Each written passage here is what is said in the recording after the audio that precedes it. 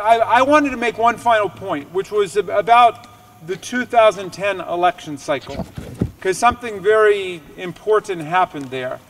The elections in 2010 were preceded by 3 corporate catastrophes. One was the BP oil spill that destroyed an entire ecosystem and a way of life in the Gulf of Mexico. One was the collapsing coal mines in West Virginia of the Massey Corporation, which cost 29 people their lives. And the third, perhaps the biggest of all, was the catastrophic subprime mortgage meltdown on Wall Street, which cost the American people trillions of dollars. And in the wake of those 3 fantastic failures of corporate America and victories for deregulation, because they were all about corporate deregulation and corporations insinuating themselves into governmental and regulatory process, the Supreme Court handed down the Citizens United decision, unleashing hundreds of millions of dollars of corporate money in the 2010 elections, allowing for a wipeout across the country, Republican takeovers of the state legislatures, and then the gerrymandering of congressional districts, so that in this election cycle, despite the fact that more than 1 million Americans more voted for Democratic candidates for Congress, we still have a Republican stranglehold in the U.S. House of Representatives because of the gerrymandered districts that were paid for by the corporate money in the 2010 election that should have been about how to rein in corporate power, but because of the corporate money was all about empowering and enthroning and emboldening the corporations to further take over our economy and our politics. So there's one question that really faces the American people that's being asked in state capitals across America today, which is, are you going to lie down and let the big corporations roll all over you? No. Is that what we're going to do? Or are we going to stand up and reclaim the American Constitution for we the people of the United States? That's the task before us. That's why we're here today. And we urge Congress to do the right thing, to move quickly on a constitutional amendment so we can ratify it here in Maryland. Thank you very much for coming. And now several of the NGOs that are helping to sponsor this event are going to speak. We just want to thank everyone again. But it's really these organizations that help get citizens activated, and we want everyone to be engaged and activated. There's some sheets that we'll pass out that you should have access to on what the next steps are. But without further ado, here's Jennifer with Common Cause. Thank you. My name is Jennifer Bevan-Dangel. I'm the State Director for Maryland Common Cause. When the Citizens United ruling came down 3 years ago, we thought we had time to build the popular support and take our time in overturning it. But in the wake of last year's elections, when we saw unprecedented amounts of money flooding the system, we're reminded of Dr. Martin Luther King's words, the urgency of now. We don't have time. Now is the time. The people support overturning this terrible decision, and we're very excited to see the people here and our elected officials here today to take the first step and make that happen. Thank you.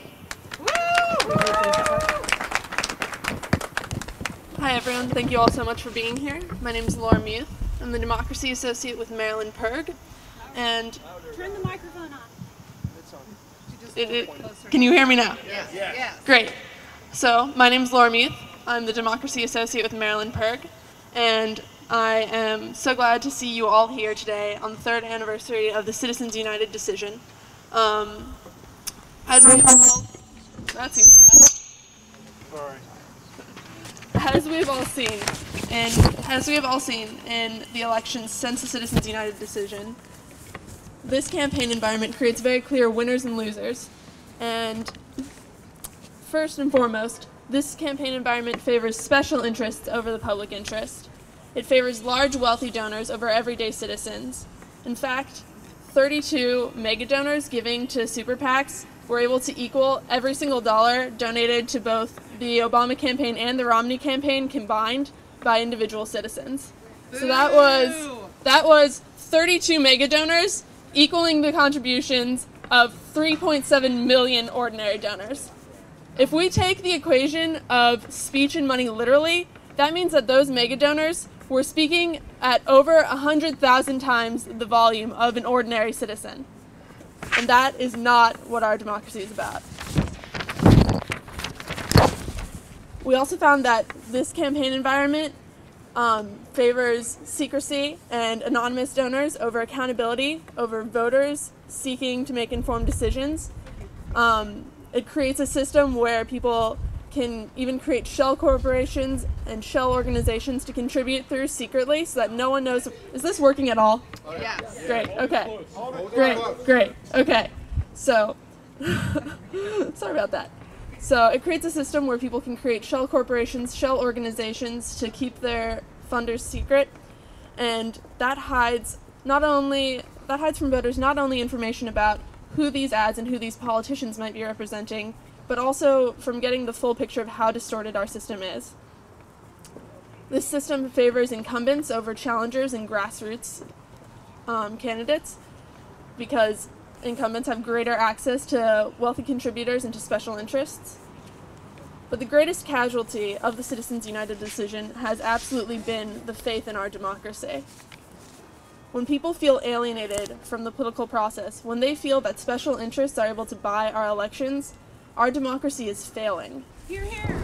So now, more than any other time in recent memory, people are aware of this problem, they're concerned about this problem, and they're outraged about this problem.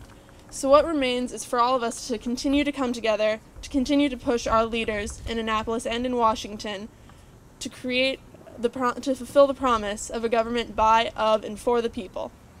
Thank you all so much. I would like to now introduce you to one of our other organizers, Kate Planco Waybright from Progressive Maryland. Thank you. Thanks, Laura. Hi, everybody. Thanks so much for coming out today. My name is Kate Planco Waybright. As Laura mentioned, I'm here with Progressive Maryland, where I'm the interim executive director. And Progressive Maryland is an advocacy organization in the state. We have 23,000 members and supporters statewide. We also have 35 labor unions, religious groups, and community organizations that are a part of us. I can tell you this. There's very little that revs Progressive Maryland up than grassroots work to get corporate money out of politics. Hardworking Maryland families deserve a government that works for all of us, not just the special interests. And it's time to get corporate money out of Annapolis, out of Capitol Hill, out of elections, out of our democracy, so that our voices, the voices of everyday hardworking Maryland families, are the loudest in the halls of Annapolis and the halls of Capitol Hill.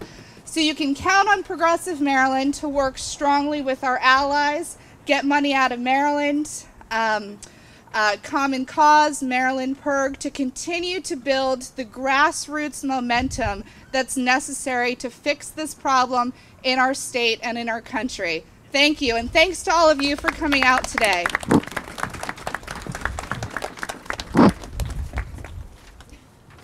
I'm Joe Adams. I'm with Get Money Out Maryland. It's a new volunteer organization, and I think we would make more progress if we told the truth about what is happening with our elections, and if we used the right words to describe it. So I'd like to know, what do you think we should call it when elections are funded by people with interests before the legislature?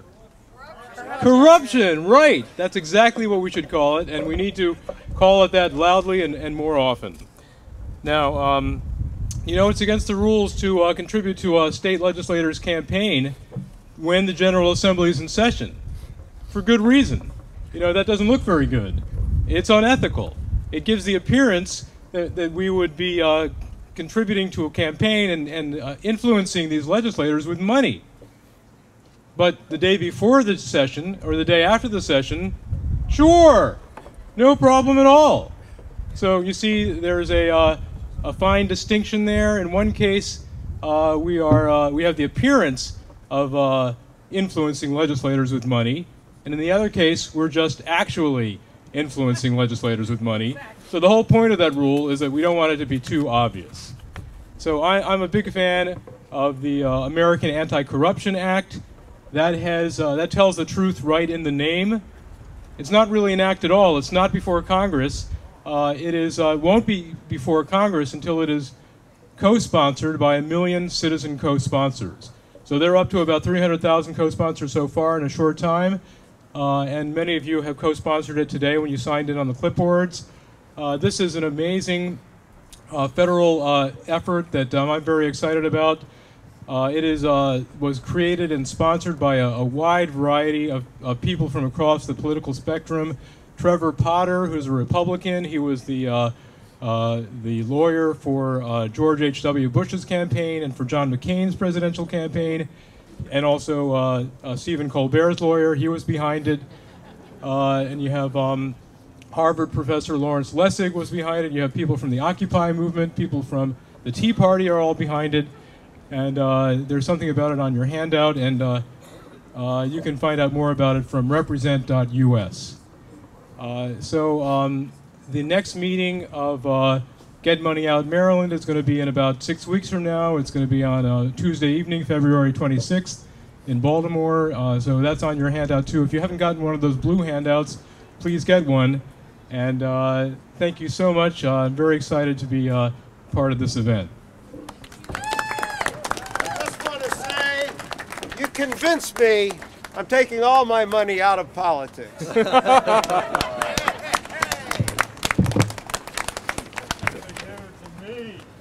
So again, we want to thank all the organizers and all of you for showing up. We hope you continue to show up on this issue. This is a marathon, as all of you already know, I'm sure. This is not going to happen in this Congress. It might not happen in the next Congress, but it will happen because it's pretty common sense. Money is not speech. You all know this. Corporations are not people. Money out, voters in. We have a few concluding remarks, but let me just note, since this was a little liberal heavy, this is a nonpartisan issue. You have leaders, Richard Posner, the Chicago school judge, has spoken out against this decision. You have Scalia's clerk, Lawrence Lessig, speaking out against this issue. You have leaders all around the country speaking out from both sides of the aisle. And I think once we get to that critical mass, we will see that change that we're looking for. Mr. Laura with some concluding remarks. Finally, one of the important things that we've talked about today is that this secret money keeps voters uninformed. So part of our effort to keep voters informed and allow us to make our leaders more accountable, we have a new report out, $1 Billion Democracy. Those of you in the media who are here, you'll be getting it in your inboxes later, don't worry. And finally, I just want to say I am honored to be here with all of you, and I look forward to working with you all and with our lawmakers to finally get big money out of politics. Thank you all.